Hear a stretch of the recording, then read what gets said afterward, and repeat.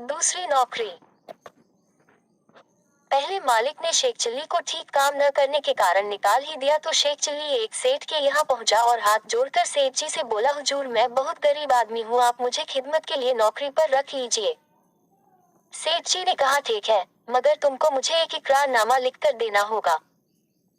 अगर तुम उसके अनुसार काम न करोगे या नौकरी छोड़ोगे तो तुम्हारे नाक कान का लिए जाएंगे। यदि हम तुम्हें नौकरी से अलग करने को कहेंगे तो तुम हमारे नाक कान काट देना। सब काम इत्यादि लिखकर एक इकरारनामा तैयार किया गया तो दोनों उस पर अपने अपने हस्ताक्षर करके सो रहे। सुबह उठते ही शेख चिल्ली ने सोचा कि रोज सर और दादी का काम बड़ा बेमौका है, इसलिए उनकी सफाई ही करवा देनी चाहिए। ऐसा सोचकर उसने पानी में छूना पीसकर डाल दिया। उस पानी में जब सेठ जी ने दादी को और उनकी स्त्री ने बालों को धोया तो सब गिर गए। सेठ जी ने खफा होकर कहा, यह क्या? शेख चिल्ली बोला, इकरारनामे के खिलाफ तो मैंने कुछ नहीं किया। सेठ जी की किताबों का बैग भी शेख चिल्ली रोज दफ्तर ले जाया करता था। एक दिन शेख चिल्ली ने वैसा ही दूसरा बैग बनाकर उसमें ईंटें भर दी और दूसरे दिन ले जाकर दफ्तर में रख दिया। जब सेठ जी ने बैग खोला तो हक्के बक्के रह गए और सबको हंसता देखकर बड़े शर्मिंदा हुए। अब सेठ जी समझ गए कि नौकर कुछ उस्ताद मिला है। शेख चिल्ली की अगली शर्त थी प्रतिदिन घोड़े को चराकर लाने की। शर्त के अनुसार शेख चिल्ली घोड़े को लेकर चराने गए तो घोड़े को छोड़कर और चादर तानकर सो रहे। रात होने पर घोड़े लेकर वापस आए तो रास्ते में सौदागर बोला, क्यों भाई घोड़ा बेचोगे? शेख चिल्ली ने उत्तर दिया, हाँ साहब बेचेंगे, मगर 50 रू लेंगे। सौदागर ने कहा, नहीं। तब शेख चिल्ली बोले, 40 ही दे देना, पर घोड़े की थोड़ी पूंछ काट लेने दो। शेख चिल्ली सौदागर से रूपा और थोड़ा सा पूंछ का टुकड़ा लेकर चल दिया और जाते ही चिल्लाने लगा, सेठ जी घोड़े को चूहे अपने बिल में घटित कर ले गए। सेठ जी आए तो उन्हें पूंछ दिखाकर कहने लगा, देखिए घोड़े को खींचने पर उसकी पूंछ टूट कर रह गई। सेठ जी उसे नौकरी से अलग होने को कहते तो नाक कान कटवाने पड़ते थे, अब चुप होकर रह गए।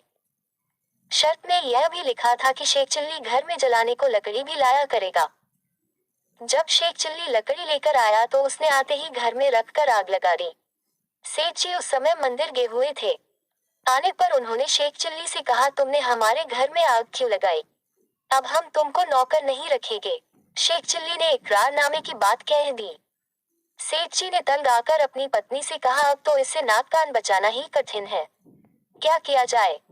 पत्नी ने कहा, मैं आपके साथ पीहर चली जाती हूँ, यह आप ही पीछे से भाग जाएगा। शेख चिल्ली ने यह सब बात सुन ली और रात को ही सेठ जी के ले जाने वाले बक्से में जा बैठा। सुबह होने से पहले ही सेठ जी और उसकी पत्नी बक्सा लेकर चल दिए। जब कुछ दूर चले गए तो सेठ जी बोले, कमबख्त से पीछा तो छूटा, अब वह नहीं आ सकेगा। ऐसे कहते हुए सेठ जी व उनकी पत्नी चले जाते थे तो बक्से में बैठे शेख चिल्ली को पेशाब आ गया तो उसने संदूक में ही कर दिया। जब पेशाब बहकर सेठ जी के मुंह पर आया तो सेठ जी ने समझा कि हलवा बनाकर हमने संदूक में रखा था उसका घी बह रहा है।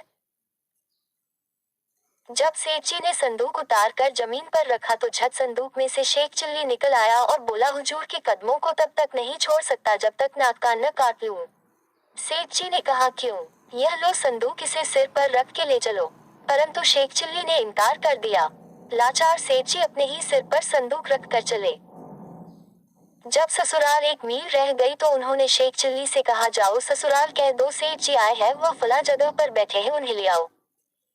शेख चिल्ली ने ससुराल जाकर कहा, सेठ जी बीमारी की हालत में हैं, कठिनता से आए हैं, उन्हें लिवा लाएं।